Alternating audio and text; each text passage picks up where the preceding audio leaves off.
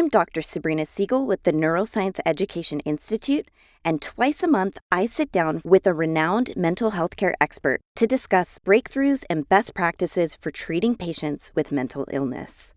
Dr. John Liebert is a psychiatrist in Scottsdale, Arizona.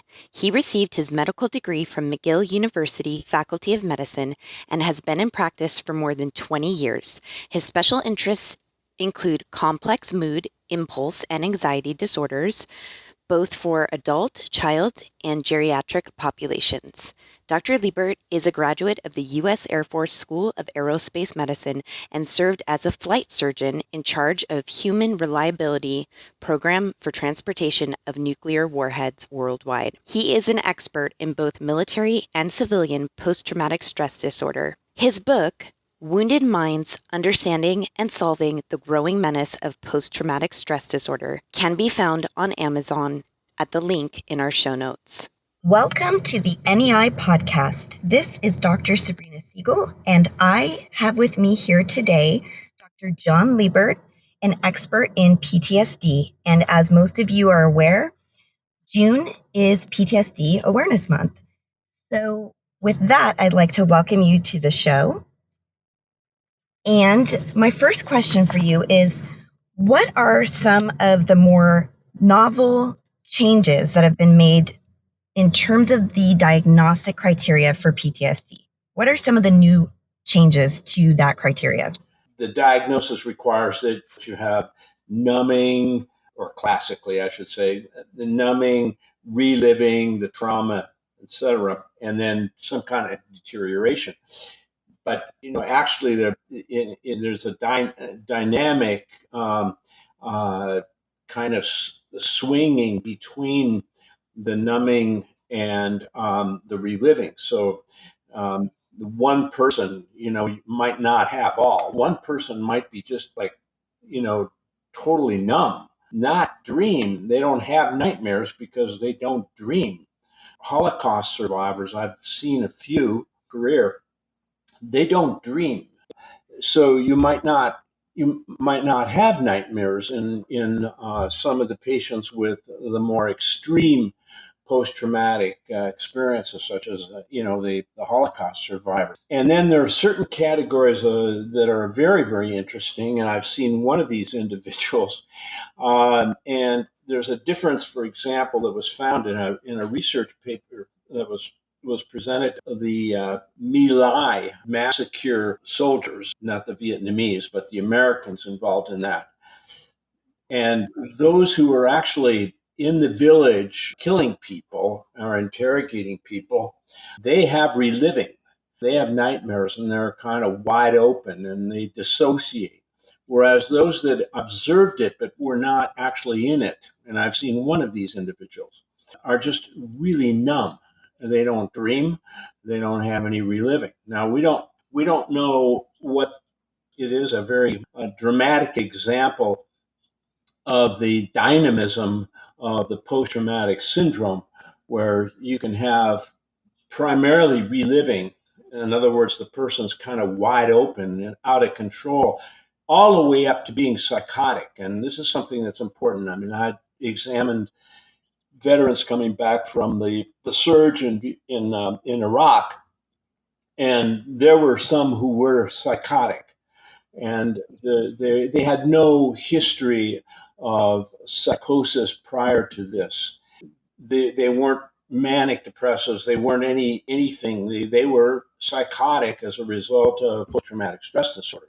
Now, this is the extreme of reliving, where it becomes a psychosis.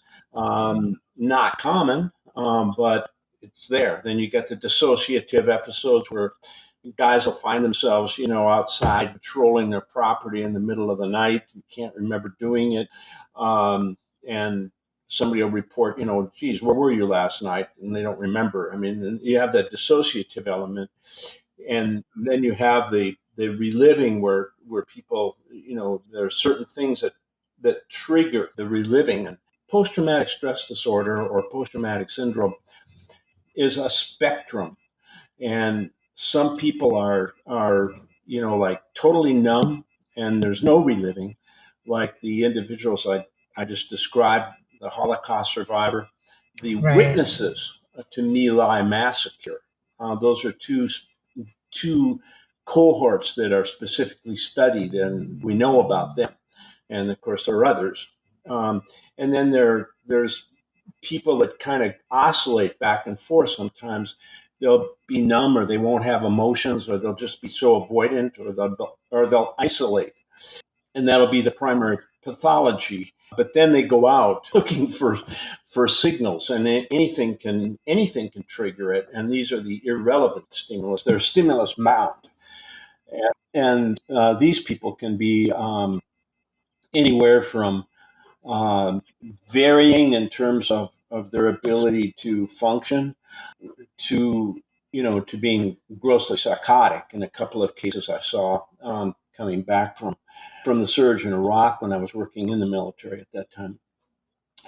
And I think that's important, so that we don't just sit there with the DSM and ask questions. Do you have this? Do you have this? Do you have this? And check marks and stuff. Because we have to understand the psychopathology of the syndrome, and it's a spectrum that goes from numbing and avoidance, all the way to psychosis with stops in between. Some people go back and forth, some stay in one extreme or the other, but it's a spectrum. We know that approximately 10 to 12% of OIF OEF troops are likely to have post-traumatic stress disorder when they return at some point.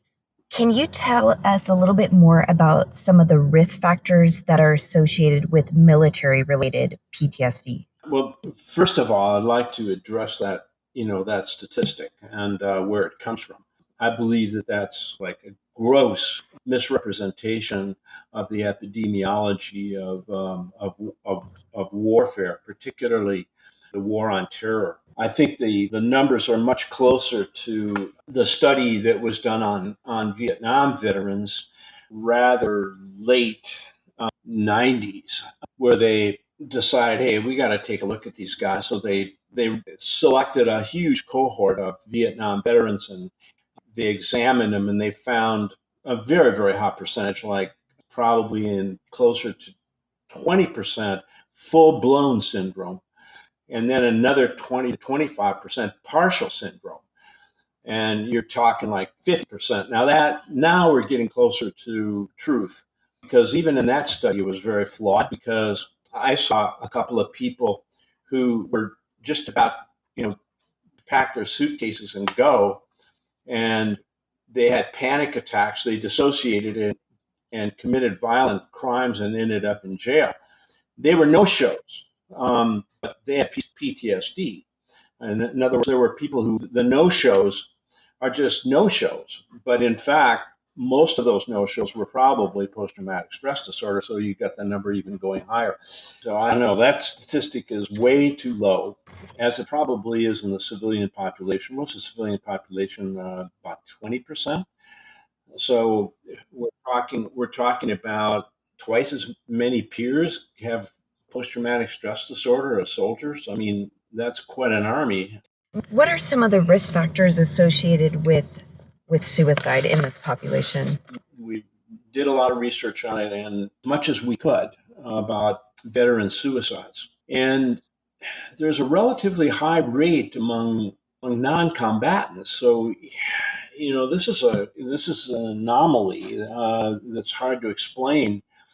That the rate can be fairly high in a cohort that hasn't been deployed.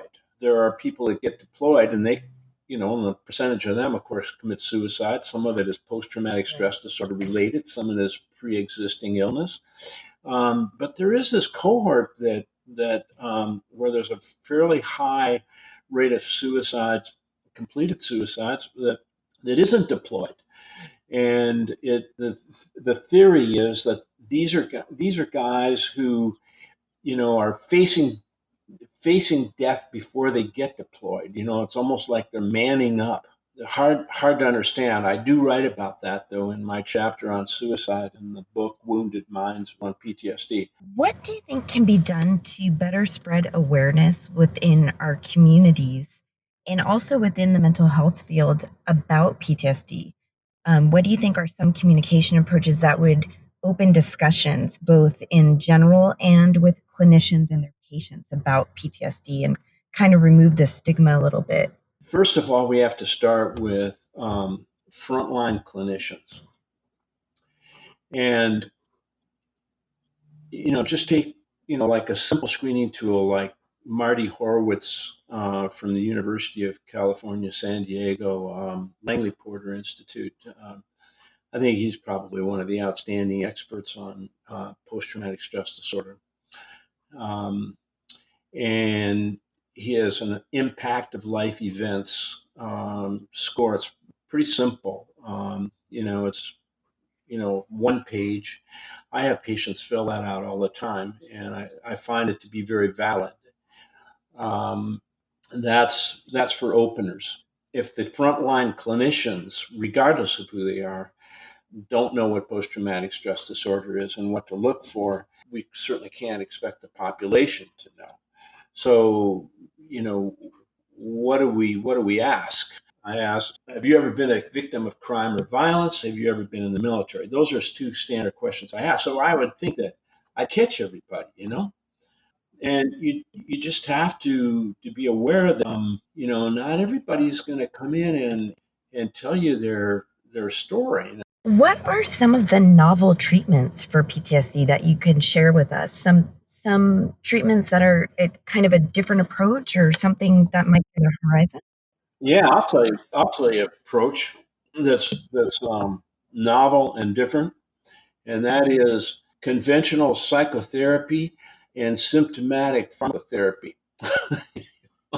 And staying with these people for the long term. You have to remember that a lot of these people have experienced traumas that they don't want to share for a variety of reasons. Either it lights them up, or they're afraid that it's going to uh, affect you.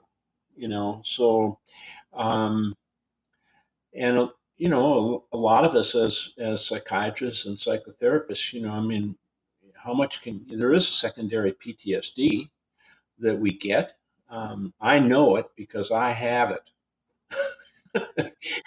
It's not a disabling condition, but it is a phenomenon, and I did acquire it doing fitness for duty exams from soldiers returning from the surge in Iraq.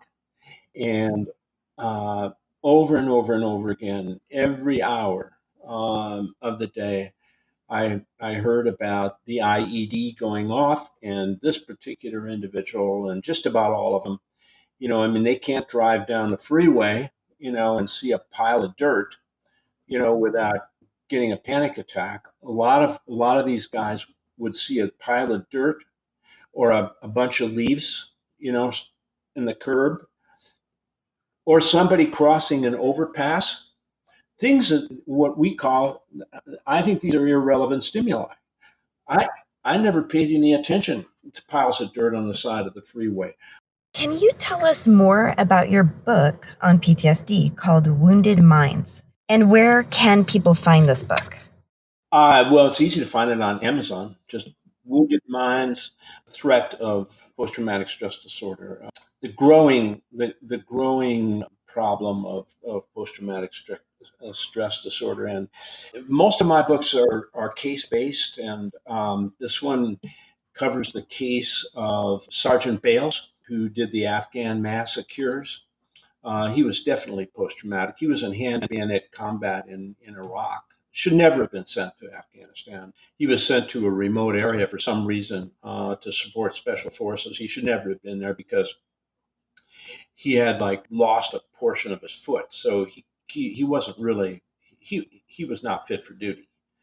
He should have been retired, but they deployed him to Afghanistan for some reason or other, and they deployed him to a very dangerous area. And and one night he just went off and because of casualties taken. It was probably due to things that had happened in Iraq, because he was in some really fierce fighting there, and then he did, the massacres and of the villages in Afghanistan, and just, and he was found outside the wire, just lying there. I mean, this was suicide. This was a suicide mass murder, but it was in a dissociated state of mind. He had no intention of coming back and living, and he was in a dissociated state of mind. I haven't examined him. I have to speculate some because the information isn't very accurate on these people. Another case we have in there, the Fort Hood massacre. Major Hassan, who just happened to be a colleague, so to speak, in 2007, when I was doing fitness for duty exams and at Madigan Hospital in Washington State. He was doing the same thing at Fort Hood. So I was kind of working in parallel, and I was always interested in how they kept saying that, oh, he was, you see all these treating all these people with post-traumatic stress disorder gets you, and I don't think that was his problem. He was radicalized following the death of his parents long before. It was just, a freak situation. The cleric in his hometown of Roanoke, Virginia, was basically Al Qaeda, and then when he went to medical school in Washington D.C., this guy Al-Awlaki was his name, was in Virginia. So he went to this guy when his parents died, and stayed with him through medical school and residency and all his training. And eventually we killed him with a drone in Yemen. But he was radicalized. There's a case of Eddie Ruth, the American sniper case, how he bounced in and out of veterans hospitals, and parents begged the veterans hospital to keep him, and they just would not. And the parents moved out of the house because they were afraid of him. And then they hooked him up with the American sniper, and they went out to the range, and he killed the American sniper and his buddy. He was mentally ill, severely mentally ill. Officer Dorner, LAPD, recently returned from Iraq, probably a Navy frogman guarding the oil transport structures in Iraq. We don't know a lot about his combat experience, but he was in the reserves and got called up from the LAPD, got sent to Iraq, and was in combat. Came back, and he said, I don't feel comfortable on the street. I don't feel comfortable on the street. And they said, oh, don't worry about it. He said, I just send me back to training, a couple months of training, and I think I'll be all right. No, just hit the street. You'll be okay. Nothing wrong with you, and so he hit the street all right. He started shooting up the street and killed a lot of people before he ended up in Great Bear Lake, holed up in a house. They had to come in there with a military vehicle and kill him, or he killed himself. That was a case of Christopher Dorner, LAPD. Um, most of this, most of this has to do with fitness for duty, and this is my big issue.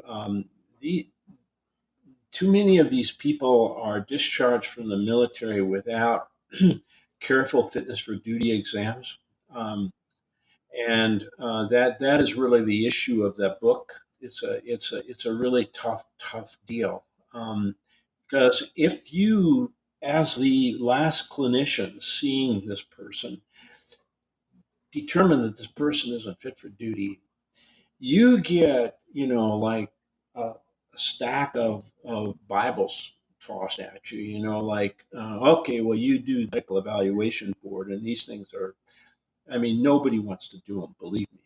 So you get a little cottage industry of ex-army doctors, et cetera, who do these, and and it's almost like, I always think of them as medieval scribes, that they have all these books, all these standards, and blah, blah, blah. 15% for the thumb that got blown off, and 15% for the foot because the guy had stepped on an IED and blew off his big toe. 15% for concussion, and for a total of 45%. Maybe throw in 5% for anxiety, and so you got like 60%, and that's what these people do, in these medical evaluation boards, and of course nobody wants to do them. So they have certain people that do them, and they're sort of like medieval scribes. They have these Bibles, and quite intimidating. Like, oh well, in order to do this, in order to determine that a person is 15% disabled because he has half his foot off, you need to read, like this book, and go by the book. And of course, nobody wants to get involved in this stuff. Well, obviously Sergeant Bales, he went through and he lost half of his foot, and didn't seem to. I don't know what they would have considered him had he had a fitness for duty exam and was deployed to combat, and he was not fit for duty. So that's my biggest reason for writing this, and I have a doctor in there. The strange case of Dr. Timothy was his last name, and he was a very, very popular, famous trauma surgeon in Buffalo, New York. I write about him because just out of the blue, he just shocked the community, killing his girlfriend and then killing himself. It wasn't a mass murder. The Surgeon General happened to have been the medical director at the hospital at the time it was going on. We were all around the same drinking fountain, and knew it was going on. So and this is what I mean by the corruption in the system. And eventually it comes back to bite you in the way of, particularly the worst example is the Navy Yard massacre. But there are others. We write about these in Wounded Minds, and also in a book called Psychiatric Criminology, Roadmap to Rapid Assessment. There are two books on where we address Veterans Affairs and military psychiatry.